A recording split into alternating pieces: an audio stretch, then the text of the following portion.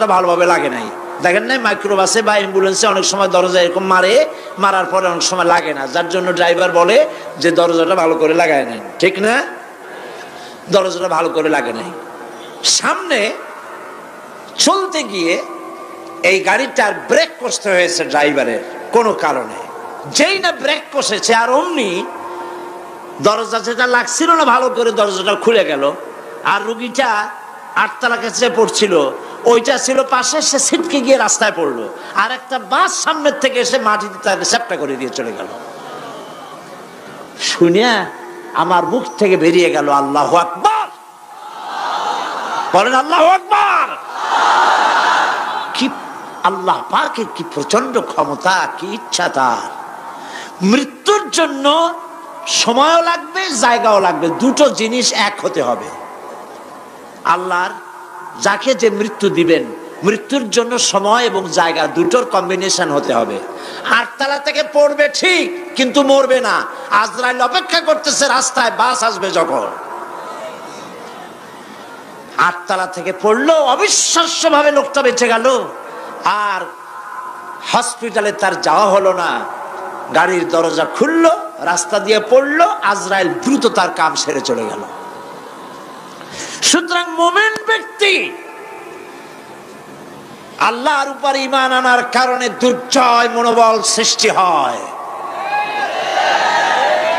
কাপুরুষ জীবনে কয়েকবার মরে। সাইকেলের টায়ার বাস্ট হয়েছে শুনে বেহুশ হয়,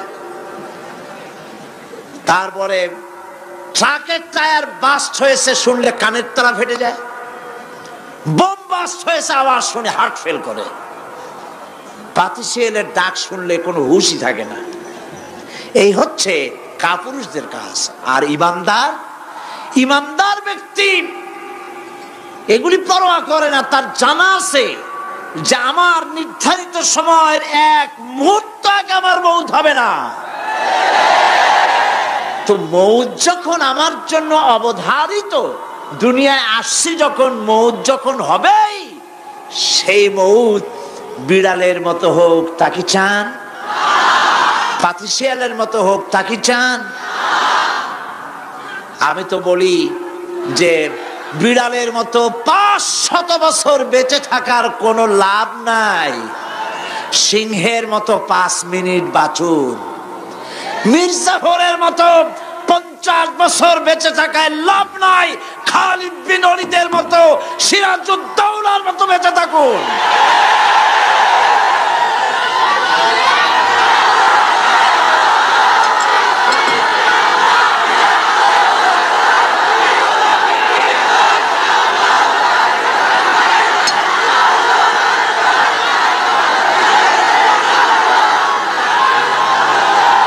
বসেন।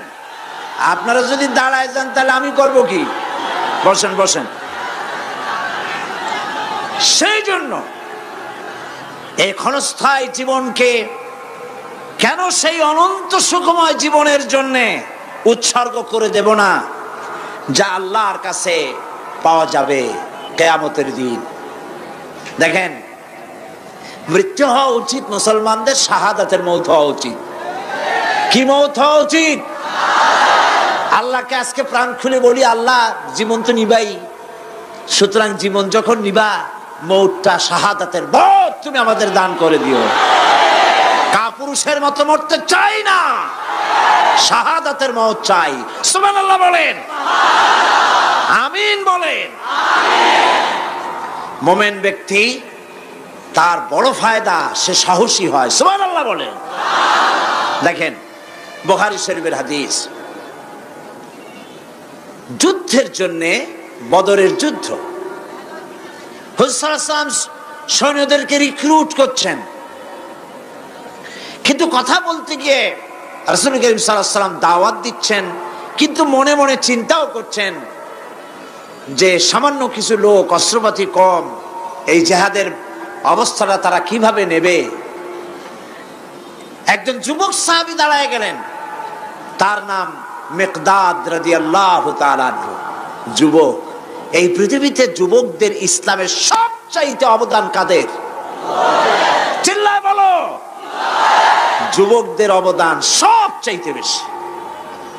হযরত মিকদাদ রাদিয়াল্লাহু তাআলা আনহু তিনি দাঁড়ায় গেলেন। তিনি বললেন, ইমদি বিনা ইয়া রাসূলুল্লাহ হাইসুমা তাশা। হাদিস, হে রাসূল, আপনি আমাদেরকে নিয়ে চলুন। কত সৈন্যতারা আসতেছে, কত অস্ত্র নিয়ে আসতেছে, এটা আমাদের ভাববার বিষয় নয়। আপনি আমাদের নিয়ে চলুন। হাইসুমা তাশা আয়ে হাইসুমা আমারাকাল্লাহ, আল্লাহ আপনাকে যেদিকে আমাদের নিয়ে যাইতে কয় আপনি সেই দিকে আমাদের নিয়ে চলুন। ইন্না লা নাকুলু লাকা কামা ক্বালা বনু ইসরাঈল লিমূসা আলাইহিস সালাম ইযহাব আনতা ওয়া রাব্বুকা ফাকাতিলা ইন্না হাহুনা কায়িদুন। অর্থাৎ, হে রাসূল, আমরা বনি ইসরাইলের মতো বলবো না। শোনেন, আমরা বনি ইসরাইলের মতো বলবো না যে মুসা তুমি এবং তোমার আল্লাহ এই দুইজনে গিয়ে ফেরাউনের বিরুদ্ধে যুদ্ধ করো, আমরা যাবো না, আমরা বসে থাকবো। এই কথা আমরা বলবো না। আমরা মুসা আলাইহিস সালামের উম্মত নই, আমরা মুহাম্মদ সাল্লাল্লাহু আলাইহি ওয়াসাল্লামের উম্মত। বরং আমরা বলবো, বাল ইযহাব আনতা ওয়া রাব্বুকা ফাকাতিলা ইন্না মাআকুমা মুকাতিলুন। বরং আমরা বলবো, আপনি চলুন, আমরা আপনার সাথে আল্লাহর হুকুম মাফিক লড়বো, জিহাদ করব। ততক্ষণ পর্যন্ত মা দামাত আইনুম মিন্না তাতাররাফ, যতক্ষণ পর্যন্ত আমাদের চোখের পাতা নড়তে থাকে ততক্ষণ আপনার সাথে থেকে কাফেরের বিরুদ্ধে লড়াই করে যাব। জীবনের পরোয়া তারা করেন নাই, জীবনের পরোয়া করেননি। হুজুর সাল্লাল্লাহু আলাইহি ওয়াসাল্লাম দারুণ ভাবে খুশি হয়ে গেলেন। হুজুর হেজিটেট ফিল করছিলেন যে এই সামান্য কিছু লোক, অস্ত্র নাই, পাতি নাই, এতগুলি লোকের বিরুদ্ধে যুদ্ধ করতে যাবে। যুবকের মুখে এই কথা শুনে হুজুর দারুণ খুশি হলেন। আল্লাহর নবী বললেন, কুমু বিনা ইলা জান্নাতিন জান্নাতুন আরদুহা কারদিস সামাওয়াতি ওয়াল আরদ। ও সাহাবীরা, তোমাদের মনোভাব যখন এই, তোমাদের মানসিকতা যখন এই, চলো আমার সাথে বেহেশতের দিকে, সেই জান্নাতের দিকে যেই জান্নাত আল্লাহর আকাশ আর জমিনের চাইতে অনেক প্রশস্ত। চলো আমার সাথে বেহেশতে, সুবহানাল্লাহ, চলো আমার সাথে জান্নাতে। ফাকামা উমাইর বিন হামাম ওয়া কানা ইয়াকুলু তামার। হযরত উমাইর নামক একজন যুবক দাঁড়ায় গেলেন এবং তিনি হাতে কতগুলি খরমা ছিল, সেই খরমাগুলি তিনি চিবোচ্ছিলেন। রাসূলুল্লাহর বক্তৃতা শুনতেছিলেন আর খরমা চাবাচ্ছিলেন। খরমা চাবান, বিচিগুলি ফেলে দেন, এভাবে করতেছেন, হাতে কতগুলো খরমা। হযরতে উমাইর বলছেন, ফাকালা বাখ বাখ, অর্থাৎ আয় আযমাহু আয় আহসানাহু। হে রাসূল, আপনি কি সুন্দর কথা বললেন।